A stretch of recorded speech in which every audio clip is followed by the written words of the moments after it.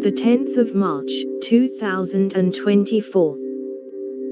How the US-built floating dock will be installed on Gaza's coastline. It is rare for the United States to try to provide such services for people who are being bombed with tacit US support.